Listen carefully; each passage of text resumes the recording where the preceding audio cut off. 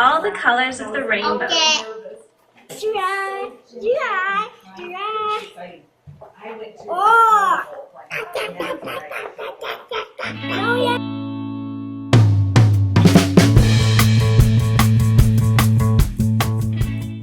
Hi, in this video we are presenting an analysis of two technological activities in early childhood centres. We do not have any technology in our centres, so we used observation videos from YouTube. Both of the activities can relate to Piaget's theory of cognitive development, working around the pre-operational stage where children need more visual examples to interact with to understand the content. A variety of colors.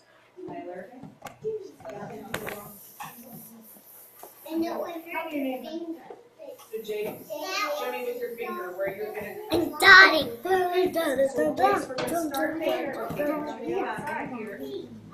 Benefits learning and development because the Smart Table provides the opportunity for peer assistant learning, and the children are able to discuss the activities together, plan how they are going to go about doing them, and are able to gain skills of negotiation and cooperation.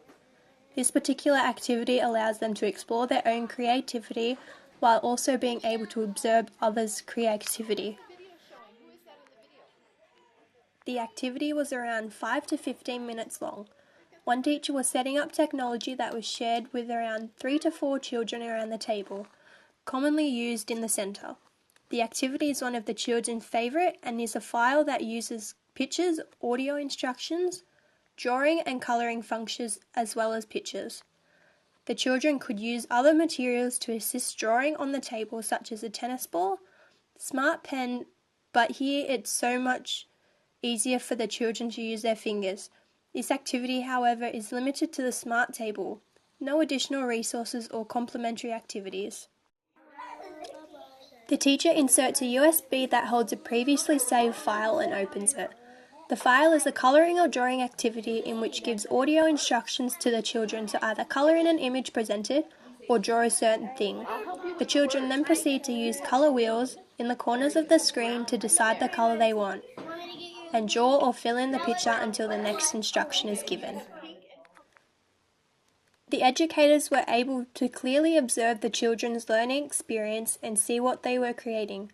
The screen is fairly big and easy to use. The Smart Table is effective in group participation because the children are all able to draw at the same time. They don't have to take turns or feel left out. They are able to make decisions about what kind of play they want to engage in, which allows the play to have more freedom and less structure. Making decisions from what activity they want to do, colouring or drawing, to what colour they are going to use. The table also being at an accessible height for the children, they feel more in control. The iPad creates further opportunities than a paper book because the students are given an opportunity to learn more than what they are reading, as well as being offered the chance to see if they truly understand the material they are working with. Engaging with the content, they develop comprehension and problem-solving skills. The activity was about 20 minutes, and as stated, the children were able to do this activity twice a week. There are about 3 educators in the room walking around providing any assistance needed and observing the learning going on. The use of the iPads in the centre allow multiple contexts. As we can see, the children were able to gather around one teacher reading the story on an iPad to ask questions. Alternatively, as seen later, the children could then branch off with one iPad each and complete the activities on their own, technology creating versatility.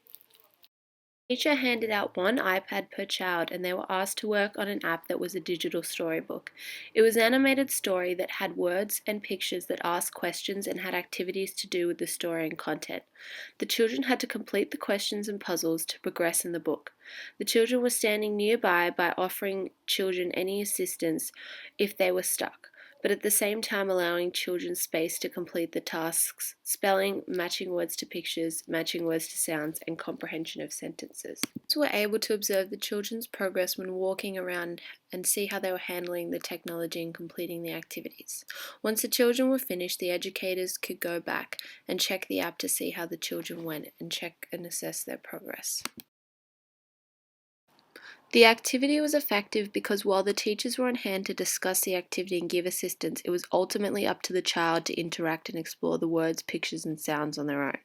While some students were not able to comprehend the words or read them, they're still interacting with them and matching them to their meaning, drawing a line between passive screen time and active screen time.